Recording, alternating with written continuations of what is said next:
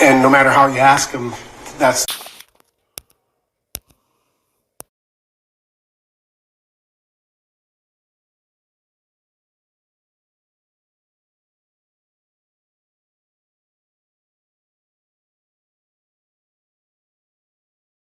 their response.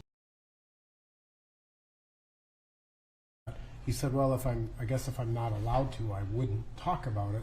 But again, I don't necessarily think the question is, are they going to talk about it in the jury room? It's what has it done to their perception of the presumption of innocence and proof beyond a reasonable doubt? And so we have a juror who's aware of it. So in the immediate remedy, Judge, I would ask that I be given that strike back and that juror be stricken for cause. All right. Mr. Slisher, do you want to respond to all of that? Yes, Your Honor. The state asked the court to deny the relief that's been requested by the defense because there's no reason for it. Once again, it's a solution in desperate search of a problem. I think that this $27 million settlement has been frankly overblown, and I think that that has been displayed in what we've seen so far. First, with respect to the jurors' awareness, right, we've gone through to this point, 14 jurors since the news of the $27 million settlement happened. 14. Out of the 14, only 3 had heard of it. One juror, the first juror, expressed that would cause her to, it would affect her deliberations, right? The second juror was pretty neutral. He was the guy who talked about getting headlines all of the time. It didn't make even enough of an impression upon him to mention in his initial round of questioning. It was just kind of along the list of things and headlines that he scrolled through, something he happened to see. And this third one said he absolutely could set that aside. What the defense is asking for is not a presumption of prejudice. He's asking for a presumption from this court that the jurors, the prospective jurors who he's questioning, are lying to him. I mean, that's what he's essentially asking the court to find. Because these citizens are being placed under oath, they're raising their right hand, they're telling the court what information they've been exposed to and how that information may or may not affect them. And you can see different people have things affect them in different ways. Now we know that there's pretrial publicity in this case, and there has been since the moment the news broke and the Facebook video was released. And it's not because of any conduct of the state or government officials. What I hear him saying is, oh my gosh, we have elected officials doing their job, right? They're making statements. They're talking to their constituents. In the case of the city, they settled a civil claim because they felt apparently they needed to do so. That the government, the state, I should say, this prosecution team, again, has absolutely no control over that, nor should we be meddling in some other instance I could see where you could find fault if we were trying to control the flow of information or the outcome of the civil case. They need to do their jobs, we need to do our jobs, and we all need to stay in our respective lanes. This is one of those situations where the cure is the saying, don't just do something, stand there. And that's what you exactly need to do here. We have a process of voir dire that we put people under oath and we ask them questions and we get their answers. And on an individual and a particularized basis, the court in its discretion makes the determination as to whether or not the person should be stricken for cause or not. And we're on day 6, right? In this day 6 of jury selection, of which you had 3 weeks slotted, we have plenty of time. We have 329 prospective jurors have been identified in this case. And we're through, what's the number we're through now? We're below 100. We have plenty of time. We have plenty of people. We can take all the time questioning that we need to determine on an individual and particularized basis whether there's prejudice to the defendant or a need to strike people for cause. That just hasn't borne out so far, and I don't think that we should overreact to what's been happening. This case is in the news. It's going to continue to be in the news. There will be a story about this case every single day, no matter what. That is going to happen. And what our job here is to determine whether the particular prospective jurors in the box have been exposed to media, if they have biases that they can't set aside, right? That's what our job is. But it's not to make a prejudgment as to the rest of the panel.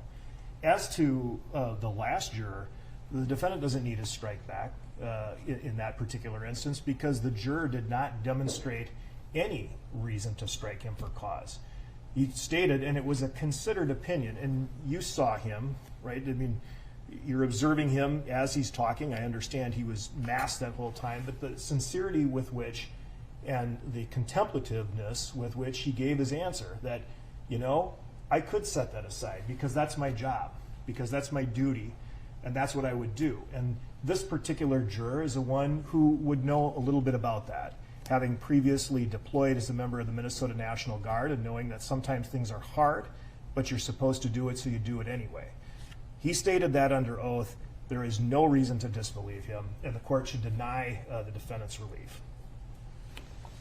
Well, a couple things. I probably was not as articulate as Mr. Nelson was when I mentioned the concern about the plea bargaining, the concern about the $27 million. But I pretty much said that it's going to be a quick road to a challenge for cause. Maybe, so that's saying I'm presuming prejudice in those. But I don't think I can listen to a juror who says, I can be fair and impartial. Yeah, I was aware of that. And to be honest, our last juror, I don't think he was lying when he said that settlement thing, I don't think that would affect me at all. I think it was more maybe perhaps a lack of introspection about the other firmly held beliefs that he had. He had a very negative opinion about the defendant and a variety of other things. And I don't think he was intentionally lying. I think it's true of a fair number of jurors. They just lack the introspection to say, yeah, I don't think I can be fair and impartial. Some have not. I don't think I have to accept a juror's statement, I will be fair and impartial, when everything I see, the totality of the circumstances, is they can't be. It's almost humanly impossible given the opinions they hold. And if they are confirmed that they still hold those opinions today, and they are that strong, and considering everything, I don't believe that's true. I think it's appropriate that I accept the challenge for cause. The state might push back and say, if they say they can be fair and impartial, you have to accept that. I don't think so. I think part of my job in a challenge for cause is to make a determination if they could be fair and impartial, not just did they say the magic words. So I guess I think I'm almost between the two positions here. This has always been my thought, that I have to consider everything listening to this juror, whether there is a challenge for cause or not, based on the totality, not just the words that come out of their mouth.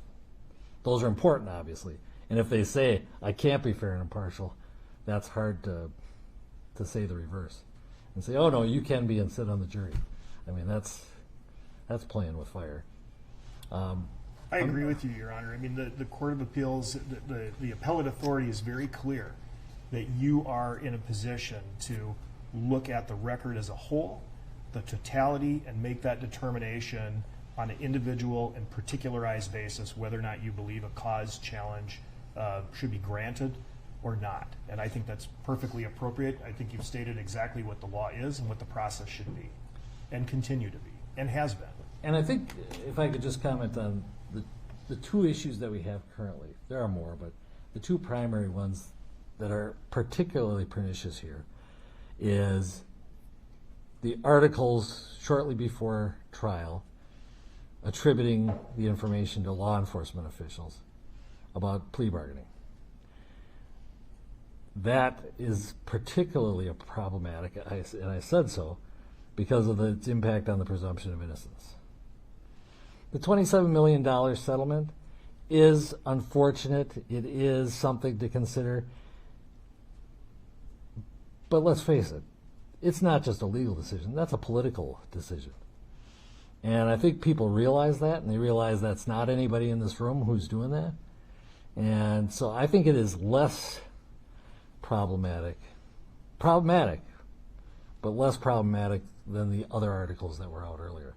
So when you have the combination of the two, I'm probably going to find it hard to say that that person, even if they say I can be fair and impartial, that I would buy it and not challenge it and not grant a cause challenge. But at the same time, there are certain people, I think lawyers get really good at this, about pigeonholing Okay, I know this, I can't consider this, I can consider this. I mean, when I'm a trier of fact, I'm probably exposed to a lot, on a court trial, I'm exposed to a lot of evidence that doesn't come into evidence, and I have to affirmatively disregard it and just focus on what I have in front of me.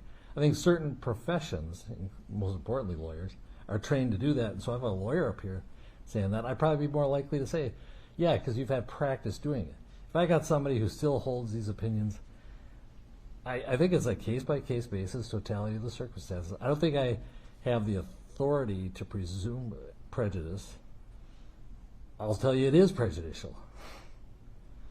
Those articles are prejudicial to the defendant and his right to a fair trial. But the question is, how prejudicial is it to the point where a challenge for cause is appropriate?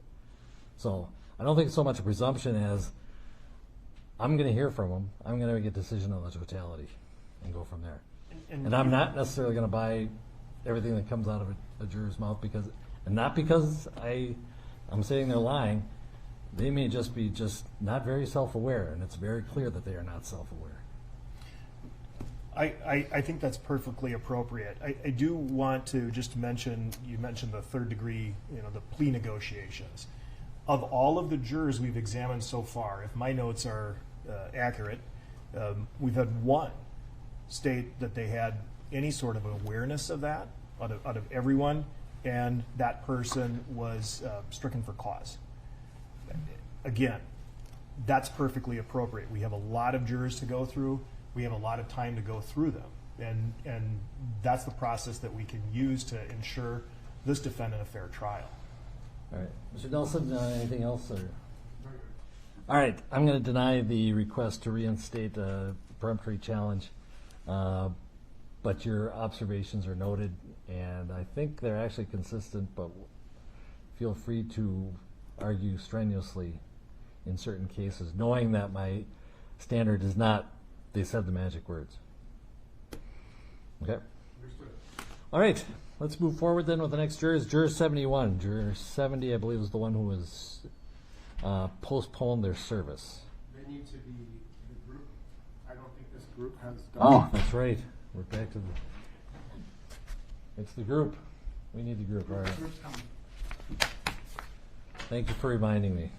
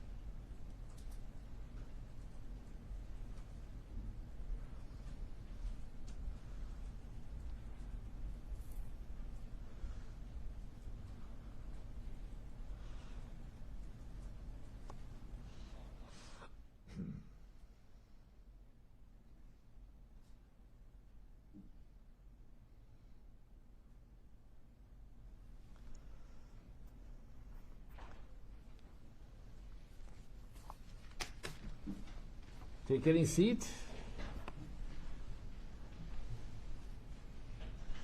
All right. Thank you. You be seated.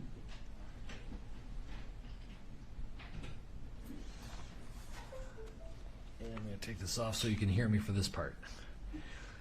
Well, first of all, can you all hear me? Give me a thumbs up if you can hear me. Okay. Well, good afternoon. My name is Pete Cahill, and I am one of the judges of the District Court. And you have been summoned as potential jurors in the case of State of Minnesota versus Derek Chauvin, which is a criminal case related to the death of George Floyd on May 25th, 2020. A person charged with a crime has a right to a fair trial before an impartial judge and an impartial jury. In order to make sure the jurors who are selected are impartial, the law provides that the court and the attorneys for the parties may ask questions to all the prospective jurors, which must be answered under oath. And first of all, thank you for filling out and sending back the questionnaire that was mailed to you.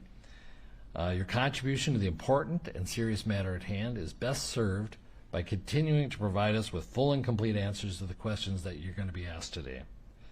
These questions will follow up on issues from the questionnaire and possibly other topics.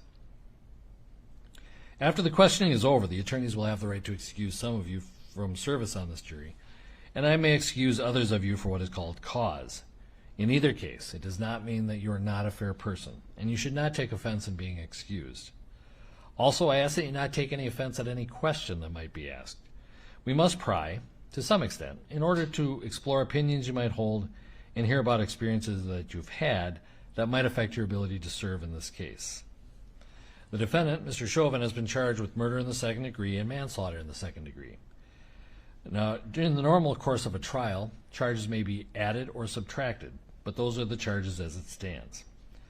To these charges, the defendant has entered a plea of not guilty, which is a denial of each and every material allegation in the charges. I'm now going to have the participants introduce themselves and then ask you if you have any friendship or acquaintanceship with them, starting with the state. Mr. Slisher. Thank you, Your Honor. Good afternoon. My name is Steve Slisher, representing the state of Minnesota. Hi, my name is Christina Marinakis, and I'm assisting with the prosecution. Hello, my name is Keith Ellison, and I represent the state of Minnesota. Good afternoon. Erin Eldridge for the state of Minnesota. And Mr. Nelson. Good afternoon. My name is Eric Nelson. I'm assisted by Amy Voss. Together we represent Derek Chauvin, the defendant in this case. Thank you. Is anybody on the panel familiar with any of these people? An acquaintance, friendship? All right. Seeing no hands. In addition to the attorneys in the courtroom, other attorneys might make an appearance during this trial, specifically for the Attorney General's office. And so I'd like to know if you know any of these names. Assistant Attorney General Matthew Frank, Jerry Blackwell, or anyone else who works for the Office of the Minnesota Attorney General. Any acquaintances or relationships? Okay, thank you. Seeing no hands. Does anybody know anyone in Mr. Nelson's firm, his law firm, or had any dealings with his office? Okay. Do you recognize anybody in this courtroom? And not recognize, but do you have a relationship with an acquaintance or a friendship, anything like that? Or working relationship? All right, no hands. Now, you've been given a list of potential witnesses. Please review it before you get questioned individually. You'll be asked if you know anyone on the list. Now, one of the things the attorneys may not do in jury selection is to instruct you on the law. But I do want you to be aware of some of the basic concepts that apply in all criminal cases so that you may keep them in mind as you answer the court's and the attorney's questions. So I will instruct you as follows. First, the charges against the defendant are not evidence, and they create no inference of guilt. No member of the jury should in any way permit himself or herself to be prejudiced against the defendant because a charge has been made against him or because he has been placed on trial. The defendant is presumed innocent of the charges made against him, and in order for you to find the defendant guilty, the state must prove guilt beyond a reasonable doubt. The defendant does not have to prove his innocence. The presumption of innocence remains with the defendant throughout the trial unless and until he has been proven guilty beyond a reasonable doubt according to the law and the evidence admitted at trial. Proof beyond a reasonable doubt is such proof as ordinarily prudent men and women would act upon in their most important affairs. A reasonable doubt is a doubt based upon reason and common sense. It does not mean a fanciful or capricious doubt, nor does it mean beyond all possibility of doubt. If you serve on this jury, you and your fellow jurors will be the sole judges of whether a witness is to be believed and of the weight to be given a witness's testimony. There are no hard and fast rules to guide you in this respect.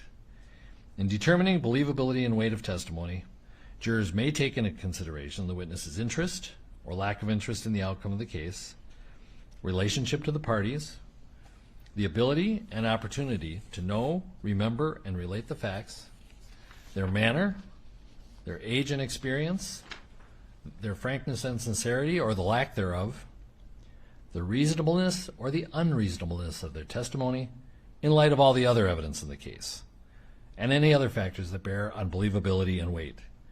If on this jury, you should rely in the last analysis upon your own experience, good judgment, and common sense. There are things you should not do during jury selection. You are not investigators. You are not to go out and do any looking, and you are not to ask people about this matter. You are not to use the internet to look for information about this case or about the law. Above all, you must not talk to anyone who is involved in the case, the lawyers, the witnesses, or spectators. Do not be offended if the attorneys, parties, or witnesses do not speak to you. They know it would be improper to contact you except through the normal jury selection process, and they will confine themselves on most occasions to a brief greeting. During the selection process, your family and friends will be curious as to what you're doing, and you should tell them that you're on a panel of potential jurors for a criminal case, and that is all you should tell them. Since that is all you should tell family and friends, that is all you should tell the general public. So, during these proceedings, please refrain from using Facebook, Twitter, or other social media to announce that you are a potential juror or to comment on this trial. You may access such social media tools, but please do not publish any information about this case or your thoughts about this case, and avoid any media coverage of this case. You do not have to stay away from people and refuse to speak to them. Do whatever you wish, but do not talk about the case, and do not talk at all to anyone who is involved. And because of the nature of the charges, this case is receiving media coverage. Excuse me. Do not read about the case in the newspapers or online, and do not listen to news about it on radio or television. This trial, including jury selection, is being televised, but no video of any other juror, of you or any other juror, will be taken at any time, now or during trial, if you are selected. Also, your name will not be used in the courtroom. You will only be referred to by your random number to protect your privacy. The audio of anything you say will be broadcast unless we need to discuss something deeply personal or extremely sensitive or embarrassing, or it would tend to reveal your identity. In those cases, I would specifically order the audio to not be broadcast. In that case, you'll still have to answer questions on the record, but without audio or video broadcast. The audio would be only audible in this courtroom. Now, with the exception of juror number 71, we'll have you wait in the other courtroom until your turn is called. Please go with the deputy who will escort you back there. Keep in mind, we are doing COVID protection, so keep a social distance, keep your mask on, and use the sanitizers as much as you want. All right, thank you. Juror 71, why don't you come on up here?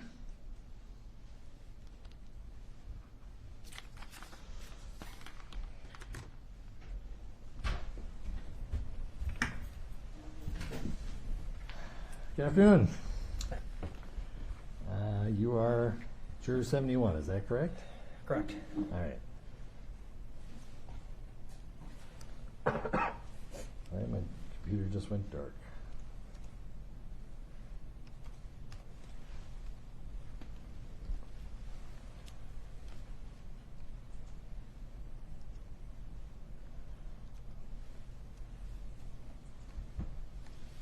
Okay. Well, good afternoon. A couple things before I turn the questioning over to the attorneys. First is we have plexiglass between us, and also you have plexiglass between you and the attorneys. The attorneys have an extra layer of plexiglass as well. I will keep my mask on throughout so that we are maintaining COVID protection. But this is enough so that if you would prefer, for comfort's sake or to be able to speak more clearly, to remove your mask at any time. I'm pretty much leaving it up to you. In either case, mask on or mask off, I need you to probably be a little closer to the microphone so that we can pick your voice up, so that everybody can hear. So, with that, I'm going to swear you in because all of your answers must be under oath. So if you could raise your right hand. Do you swear or affirm under penalty of perjury that you will truthfully answer all questions about your qualifications to serve as a juror? I will. All right, thank you. Well, first of all, you did submit the questionnaire, and thank you for doing that. They gave us a lot of good information. Was everything true on the questionnaire? Yes. Any changes or additions at this time? Not that I can think of. Because I need you to be aware that we know the questionnaire was filled out about 2 months ago or more. And in the intervening time, you may have, on reflection, thought of things you should have added or something that was inaccurate, or maybe even your opinions have evolved since then. So essentially, I'm giving you permission to say something different than what's on the questionnaire. I think it's accurate. Okay. The attorneys will probably go through some specific questions, and to refresh your memory, they will usually read your answers so that you can recall and ask you maybe to expand a bit on that. They're not doing it to be disrespectful, just to kind of remind you and refresh your memory. But at this point, you're not aware of anything that needs to be changed. No. Okay. The questionnaire also warned you or asked you not to read any articles, avoid the media about this case, since you are a potential juror. But we understand in the months between, you may have been exposed to other information inadvertently. You see a headline, you hear something on the radio, and you can't turn it off fast enough. So the question for you is, did you become aware of any information about this case, related to this case, related cases, anything in the time between the questionnaire and today? I mean, like you said, it's hard to avoid the headlines. It's everywhere. Right. You know, if you're listening to the radio, it can come on pretty quickly, or Yep. you know, the 10 o'clock news comes on at night, and it's usually the top story or whatever else. So, I mean, not looking for information, but It's there. yeah. Yeah, and all the jurors have been pretty clear that they try their best. It's more an inadvertent exposure as opposed to seeking out information. Do you recall the substance of anything that has come up since you filled out the questionnaire? Even about the procedures here or related cases, that type of thing. I mean, I saw, you know, the jury selection process was starting, you know, a couple weeks ago or whatever else, when, you know, we knew the dates on the letter as well when I needed to start calling in. So, I mean, I was aware of that, obviously. I've heard talk of charges possibly being put in or out of the case. You know, I think last week there was something about some sort of settlement. Again, not trying to listen, but Right. Okay, and let's talk about, you mentioned charges being added or subtracted, just kind of the normal process of, I'm not sure. I guess I heard something about a third-degree charge. I don't. Okay. I tried to not listen to the rest of it, but all right, that's good. Now, as far as the settlement, what are the details you remember? I heard there was a monetary settlement made to the family And- of Mr. Floyd. And did you hear the amount or anything? 20-some million or something like that. I don't know exactly. Okay. Well, tell me, what do you think? Do you think that prevents you from being a juror in this case? Or should prevent you from being a juror? I don't know that that's for me to decide. Well, how did it affect your perception of the case, of being a juror? Probably very little. Okay. Specifically, the defendant is presumed innocent, like I just read. Do you think that that would impact your decision on being able to presume someone innocent? Some kind of settlement in a civil case? I don't think those two are really related, I guess. Okay. Well, civil case, different parties, different laws, even different issues. Mhm. Would you agree with that? Yeah, to an extent, yeah. Okay. Do you think it'll have any impact? Kind of, if you are the balance and you are, impartial, so not tilting either way. Do you feel that may have pushed you one way or the other? Probably not that information in particular, I guess. Okay. Any specific information that might push you one way or the other? Nothing since the questionnaire. Nothing. Okay. Nothing since I filled that out. No. Okay. And the attorneys will probably talk to you about maybe some opinions in the questionnaire that might move you Mhm. one way or the other. And so I'm going to let them talk about that. Getting back to more mundane issues, did you recognize any witnesses who were on the list? No, I did not. All right. And the trial is estimated to take 4 weeks once we start on March 29th. Could you make that work, personally, professionally, and otherwise? It'd be a bit of a challenge, but yeah, I mean, I can. I do have a wedding that I'm going to out of state early in May, but Okay, how early? the first Saturday, the 8th of May. All right. We'll keep that in mind as well. Mhm. Okay. I'm going to turn over the attorneys, but first let me say a couple things. You've done really good about not talking over. It's very important we have a good record so the court reporter can take everything down, that we not talk over each other. And the lawyers and I are the worst offenders. You seem to have already gotten that habit of just waiting till the end of the question and then answering, so kudos for that. That's the way we want it. The other thing is, when you're answering questions, is clearly you're sworn to tell the truth. Keep in mind that we are looking for honest answers, not the answers you think are socially desirable or what we want to hear. Because what we want to hear is your true feelings and true thoughts. And there's no failure as a juror except if you were to not tell the truth. Okay? Mhm. So whatever your opinion is, we'll accept it as long as it's from the heart. Okay? Okay. With that, I'm going to turn it over to Mr. Nelson as to... You may.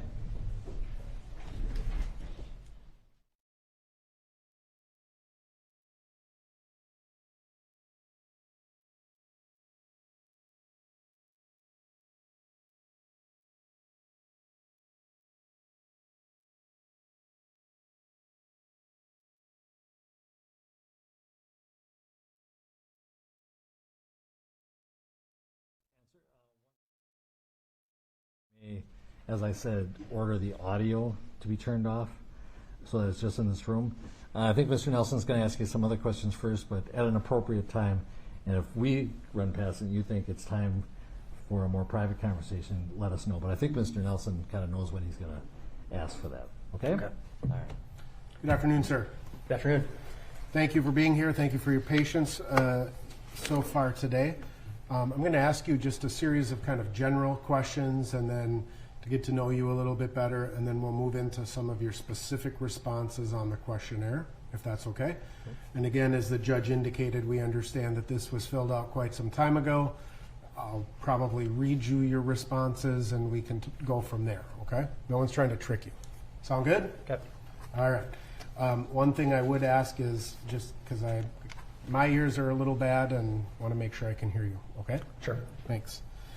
So let's assume you and I met in some other circumstance, a social event, a party, whatever, and we have our first conversation. What are a couple things I learn about you as I walk away from that conversation? I'm a fun guy to be around and very driven, involved in my career, love my family, like most people, I would assume. Very involved with my family. I've got a couple of young kids, so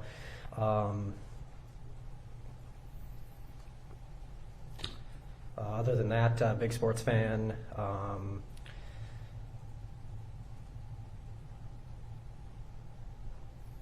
I think you talked quite a bit about your kids and in the questionnaire. Yes. They're younger, and you had expressed some concerns about being away from them if you were to be sequestered in this trial. Yeah, I mean, if it's going to be any sort of lengthy period of time, yeah, it's a big concern I have, yeah. Okay. But I assume you've had a conversation about that with your Yes. spouse? Okay. And you can make that work should that come up? Yeah, it's going to, be a bit of a strain on her, and, we might have to have some support from, like, her mother, but, yeah. Okay.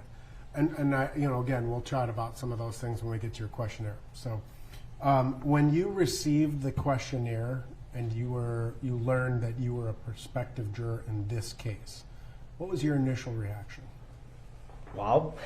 All right. Never been called for any sort of jury duty before, so it was just kind of, I won't say shocked, but surprised, like, wow, okay.